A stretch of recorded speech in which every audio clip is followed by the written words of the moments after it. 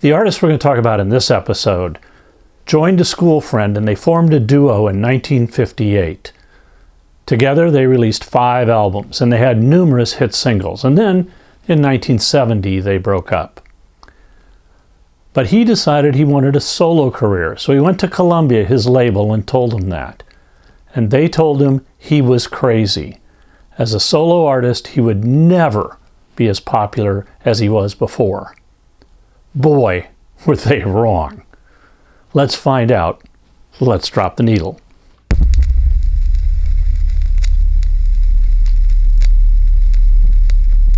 That duo that formed in 1958 was Paul Simon and Art Garfunkel. And as Simon and Garfunkel, they had an incredible string of hits. They've done enough that they kind of deserve their own future episode. Now, we're just going to focus on Paul's solo career after Simon and Garfunkel. His solo career actually started in 1965, when he was still very much part of Simon and Garfunkel.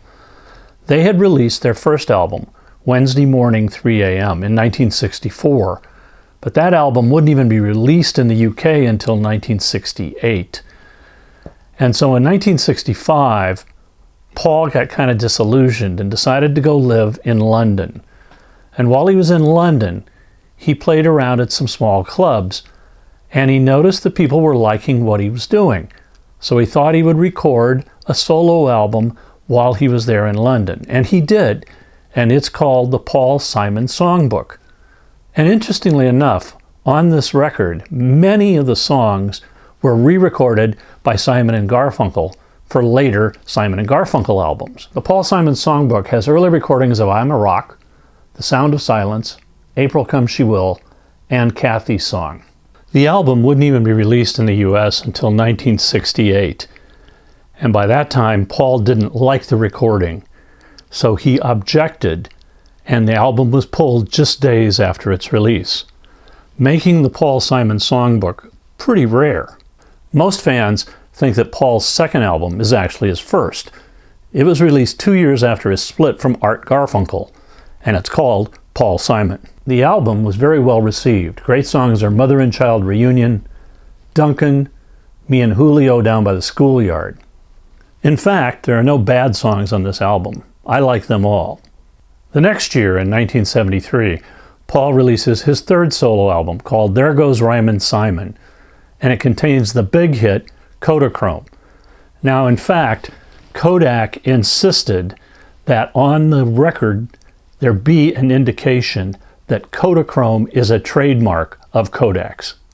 The album did better than his previous one. This one reached number 2. Besides the hit Kodachrome, I like One Man's Ceiling is Another Man's Floor, American Tune, and Loves Me Like a Rock. Next up is Paul's first live album, Paul Simon in Concert, Live Ryman. This record saw Paul play some Simon and Garfunkel hits like El Condor Pasa, The Boxer, The Sound of Silence, and of course, Bridge Over Troubled Water. Some of his solo songs are also included, like Me and Julio Down by the Schoolyard, Mother and Child Reunion, and Loves Me Like a Rock. It's a great album, and I had kind of forgotten about it until I started working on this episode. You definitely should check it out. In 1975, Paul releases his fourth solo album, Still Crazy After All These Years. Besides the great title, other songs include 50 Ways to Leave Your Lover and My Little Town. In 1980, his fifth album, One Trick Pony, came out. Now, the album was released the same time as a film by the same name that Paul wrote and starred in. Safe to say, the album did better than the film. Great songs are Late in the Evening, One Trick Pony, and That's Why God Made the Movies. In 1983, he releases Hearts and Bones, and this is his first failure. There really are no standout songs on this album. So Paul took a break for 3 years. His life was unraveling. He was depressed. His marriage to Carrie Fisher was ending in divorce. He was disillusioned. He wasn't sure he'd ever write any more music. And then a friend of his gave him a recording of African music, and this really inspired him. So when he came soaring back onto the scene, he did it all the way from Africa.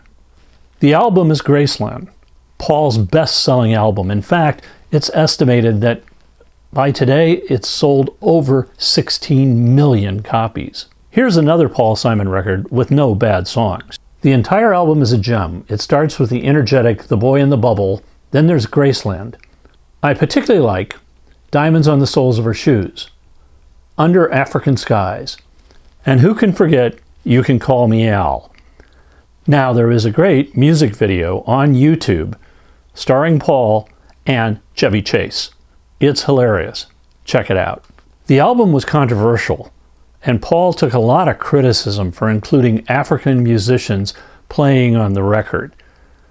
This was a period where the UN had a cultural boycott against South Africa because of apartheid. As a result, Paul was banned from traveling to South Africa, and many of his concerts had protests. Nonetheless, Graceland was a huge success. Following in this world music vein, he turns now to the music of Brazil and releases The Rhythm of the Saints. The kickoff song is great, The Obvious Child, and I like I Can't Run But and Born at the Right Time.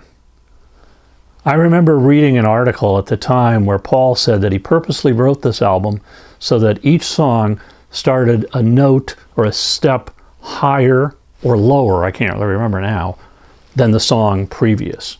Next, Paul turns his attention to Broadway, where he labors on the next project for 7 years. It's a Broadway musical that he wrote and at the same time released an album, and it's called The Cape Man. Both the Broadway musical and the record were flops. The musical closed, losing 11 million, and the album did not sell. In 2006, Paul releases his 11th solo album, Surprise. And the surprise on this is that the producer, even though he's not credited as the producer, he's credited with sonic landscape, is Brian Eno. Now, suffice to say, this record does not sound like any other Paul Simon album. But then, a couple of years before COVID, Paul announces that he's retiring from touring and he's giving a farewell tour. Well, the wife and I decide we gotta go. So we did. And it was a great concert because sitting there listening to those lyrics, you just marvel at what a great songwriter Paul Simon is. And then there's the melodies.